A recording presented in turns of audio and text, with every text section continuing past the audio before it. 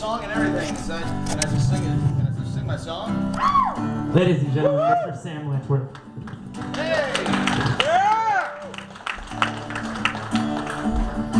Welcome, my friends, to the show. We're gonna have fun, don't you know?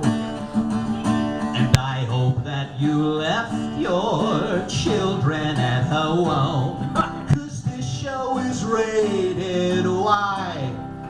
Why? Well, Y follows XXXXXXX.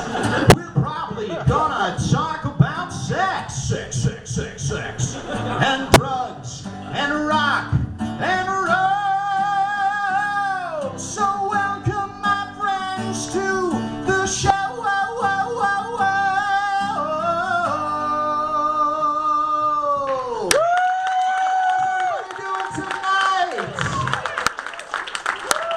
All for coming out to the Comedians of NWA presents the Thursday stand-up open mic. It is free. It costs $1 to snort PBRs out of your nose. They're getting colder as we speak. I do work here now, but I started doing comedy, and I'm never fucking quitting. Should I? I don't know. Maybe I should. Probably shouldn't have cussed just then, really. I got to work on a clean show. You know what I mean? I don't have any clean jokes. I guess I could try like maybe a Jerry Seinfeld kind of thing. He's got kind of a clean act, right? What's the deal with car alarms? I was on my way over to the show and I heard a car alarm going off, and instead of thinking to myself, hey, I should go help that person who's getting their car broken into, I thought to myself, who the heck sat on their keys? I mean, really? Bravo! No, I should just keep it filthy. Speaking of filthy, are you guys ready for your first comic tonight? Yeah! Ladies and gentlemen, please give it up for the comedic stylings of Luke Perkins.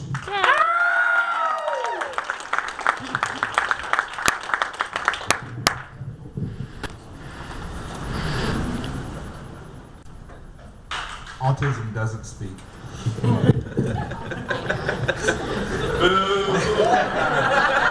I was expecting that. Oh God, never get high before you perform comedy. It is fucking crazy being in front of a bunch of people you don't know while you're high. Oh, are there any law enforcement officers in the house? Probably should ask that first. Oh man. Man, I got high with my buddy the other day, and we're sitting there.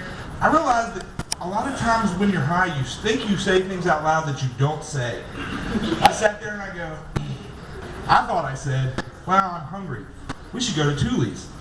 Instead, I thought it and then said, oh yeah, it's sandwich day. And he looks at me and goes, fuck, I don't have any bread. I looked at him like he was an idiot, and he was like, well, how am I supposed to make sandwiches on sandwich day with no bread? And I was like, what the fuck are you talking about? Oh, God. I'm a waiter at a Australian-themed restaurant that shan't be named. Rhymes with Outback. But there ain't no party. I work with some interesting characters. I used to work with a guy he was the dishwasher. His name is Ray Ray. And now, Ray was every bad black stereotype you have ever heard of encompassed in one person, and he was proud of them, and it was kind of creepy. But he was a great guy. Now, before I say anything bad about the guy, he would probably take a bullet for me. I don't know if that would go the other way. But he was a great guy. He was the youngest boy of 24 children. Kind of makes the Duggars look like amateurs. He used to love telling stories about his family. One of his favorite stories was how he shot his brother. One of his older brothers used to come home drunk and beat me. I fixed him though. I went and got my dad's gun, shot him in the leg. He still came at me. I shot him in the other leg, beat him with a 2x4. I was like, God damn, he's your brother. He goes, huh, never mess with me again. Easiest 2 years I spent in juvie. I was like, shit, you were in juvie? He said, yeah, I was in juvie. I was like, you ever been in real prison? He goes, yeah. I was like, I thought I was joking. I was like, you ever raped anybody in prison? I thought he was like, nah. Now he got serious. He was like, hell no. I just held him down. Damn. He was proud. He never raped nobody. He just held him down. But wife, and she was a nice lady, but I'm not gonna lie, I'm not being mean. I really am being serious when I say that she was the ugliest woman I've ever seen. She literally looked like a cross between a baboon and a hyena that got hit in the face with a baseball bat. Like 2 teeth, moles all over, fat just hanging out of everywhere. And he had young children like babies, so he had to look at that sometime recently and go, oh yeah, that's what I like. And yeah, he was real creepy, and he'd sit in the dish pit. He was creepy to the girls that we worked with more. And he had a song that he would love to sing while he's washing dishes. If you don't mind, I'm going to read you a couple verses. I can't sing. But this is Ray Ray Kimball. This is the Ray Ray song. It's Ray Ray's duty to please that little white booty. No Vaseline, gonna make that pussy scream. If you don't scrape out that salad bowl, Ray's gonna put his dick in your booty hole. I'm gonna put it in ya, and then we'll begin ya. And if you throw just one more dish, then to make me stop, you're gonna wish. Cause if you splash me one more time, I'm gonna put it in your behind. That was Ray Ray Kimball, ladies and gentlemen.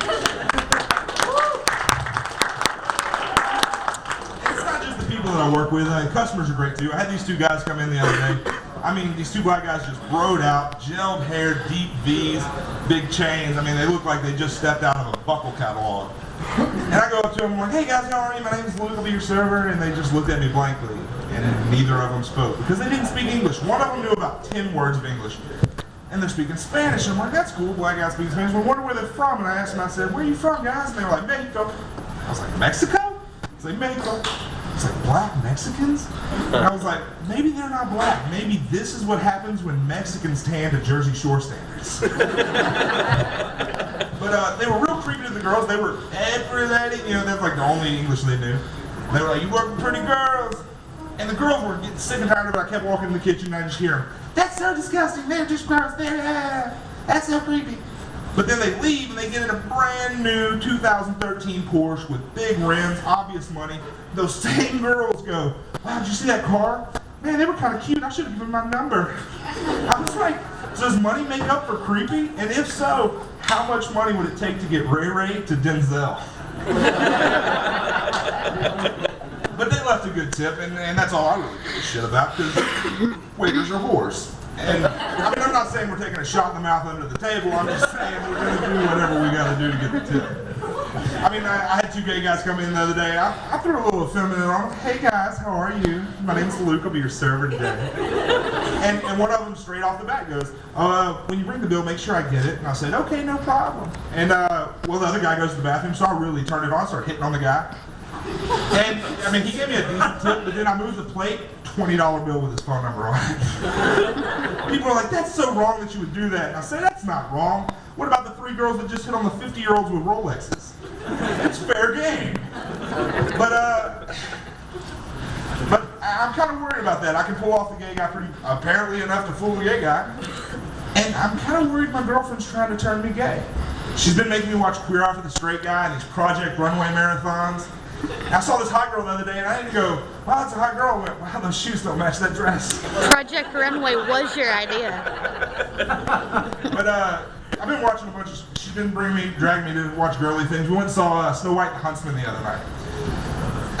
It was a good movie. I couldn't figure out who I wanted to bang more, Charlize Theron or Chris Hemsworth. I mean, Kristen Stewart, really? Kristen Stewart. I mean, she's the fairest in the land. Tonight, the part of Mirror, Mirror on the Wall would be played by Ray fucking Charles. I was like, and she always has that dumb look on her mouth. And I literally, I counted. I swear I counted while I was watching the movie. She closed her mouth twice. And I mean, it's another movie with Bella in the woods. I kept waiting for Jake and Eddie to run in going, we love you, Bella. And that's a fight I'd love to see, you know, Jacob and Edward versus the Huntsman.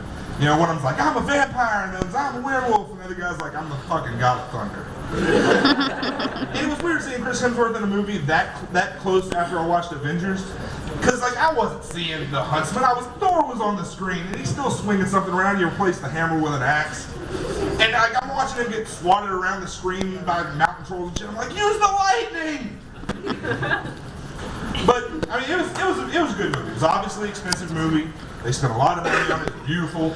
It could have been a music video with all the dialogue that was in it, because the first half of the movie had 10 lines in it. It's like, look at the beauty, look at the beauty. But then the dwarves came in. The dwarves were awesome. I love the dwarves.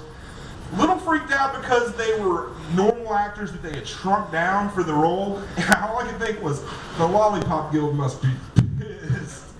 I mean, they're like, that's our role. That's a role tailored to us. Screw you, big people. But and then the dwarves, when they come in, they just bust in. They're just like beating the shit out of the huntsman and Snow White and start tying them up. I look at my girlfriend, I'm like, they're gonna rape Snow White. And she goes, what's red with 7 dents in it? And I said, what? And she said, Snow White's cherry.